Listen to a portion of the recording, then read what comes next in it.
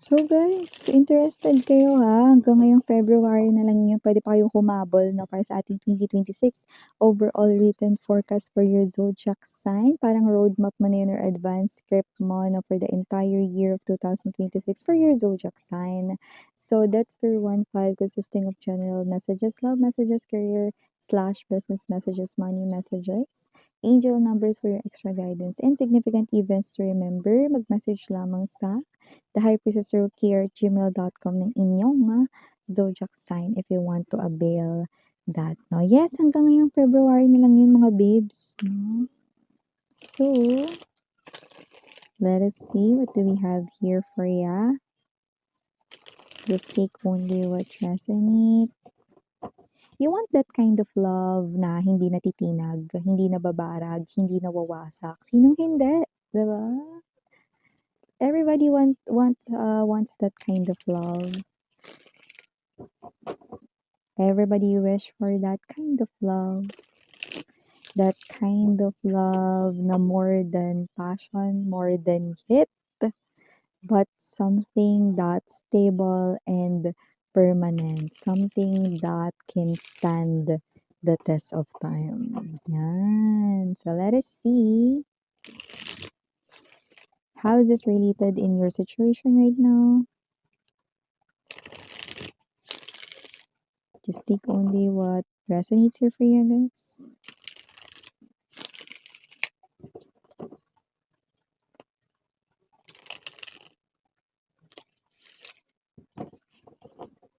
Okay.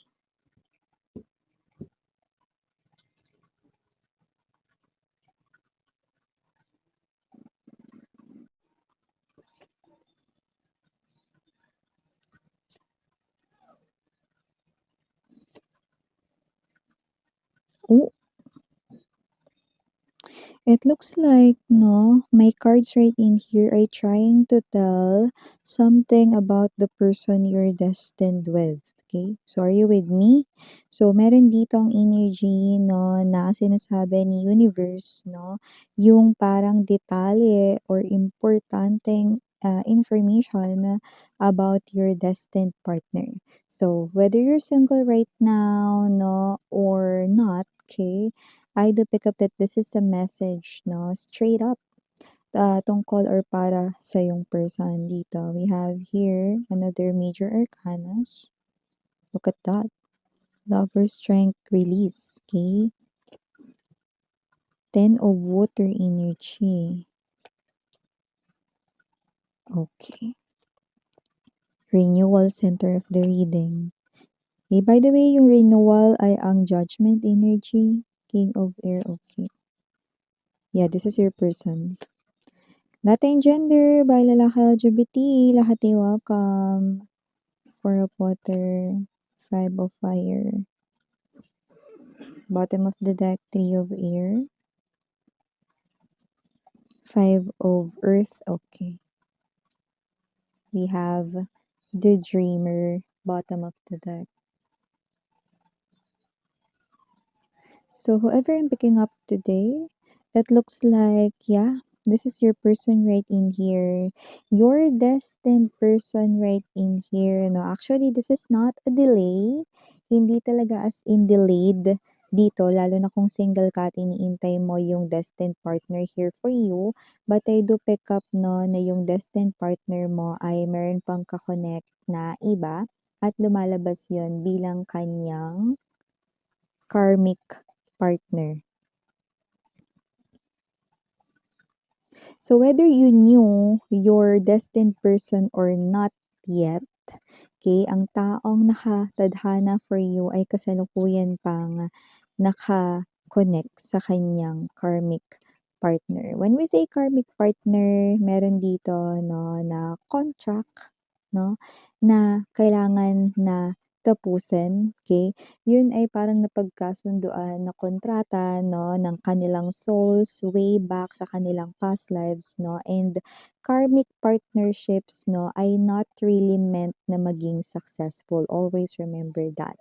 It is always a hard and very difficult na pagsasama.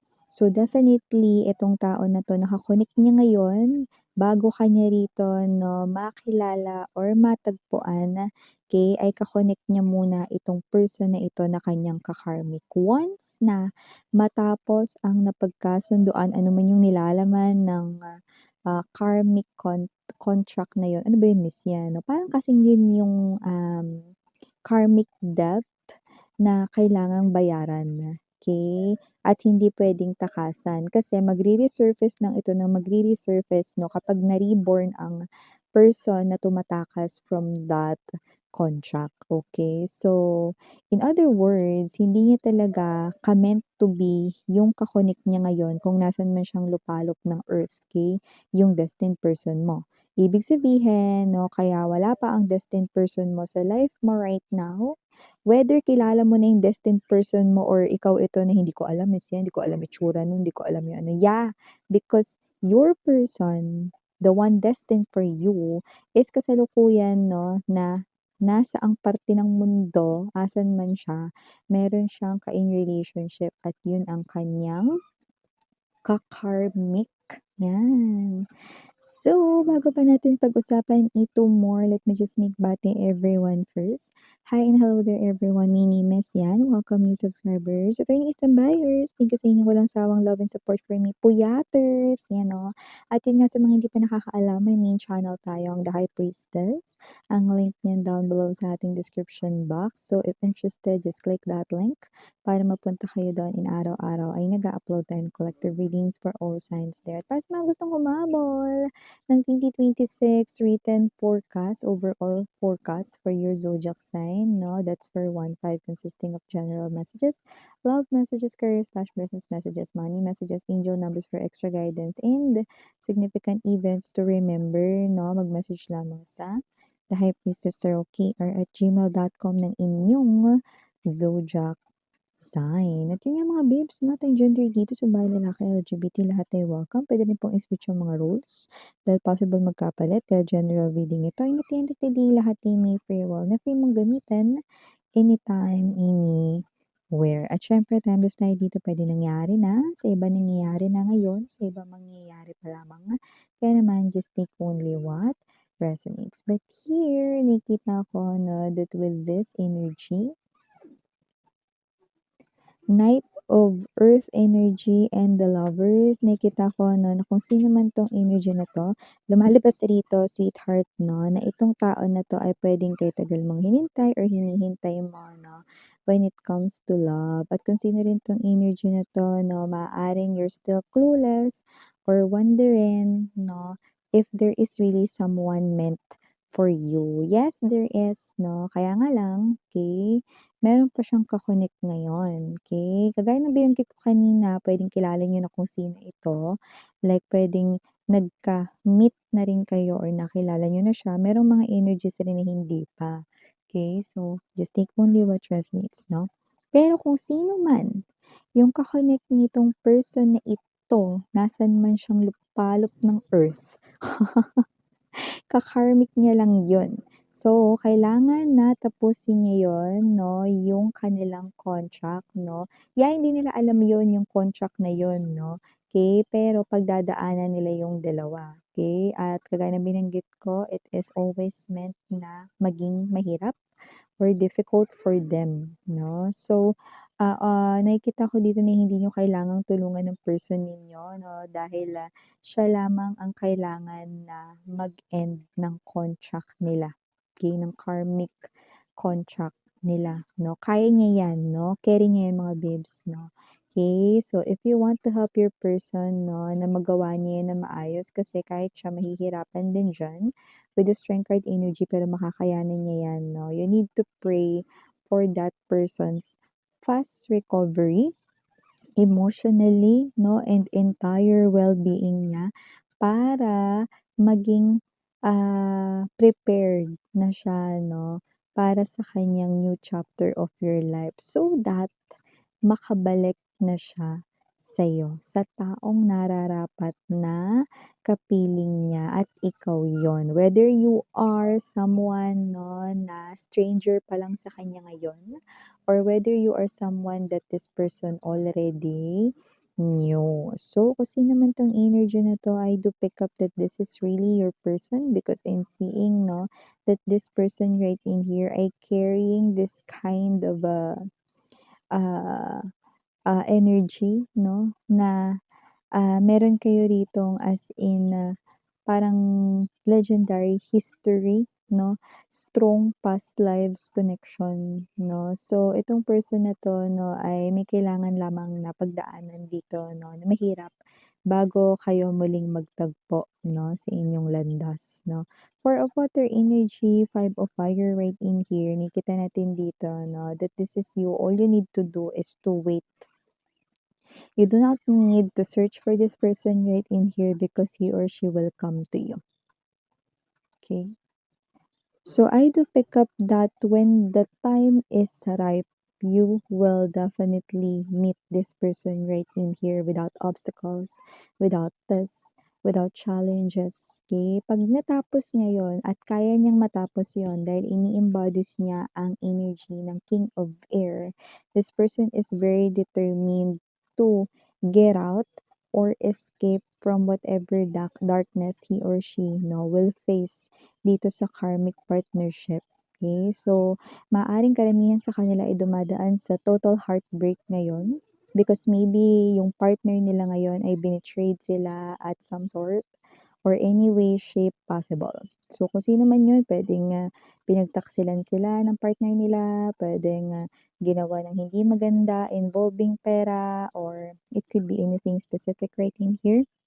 But this is something here huge, something great, no, na talagang boom, no, mawawasak yung kanilang relationship. And it has to happen. Ani? It must happen. Because after all, your person ay meant to go to that direction kung nasaan ka. At mangyayari lang yun pag natapos niya na yung kanilang karmic contract. Three of Air energy, this person here, okay, might feel na parang ayaw niya na mag-try sa love. This person might mapagdesisyonan niya, no, na hindi na siya magtitiwala ulit, no? But that is definitely the door of opportunity will open for your real person. Okay. And nakakita ko dito, beware ha, kasi nakikita ko dito maaring may false, okay, na person na pwedeng dumating muna sa buhay mo but that is not your real person. The only thing that will give you a sign na yung tao na yon ay false person, okay, is none other than your feeling.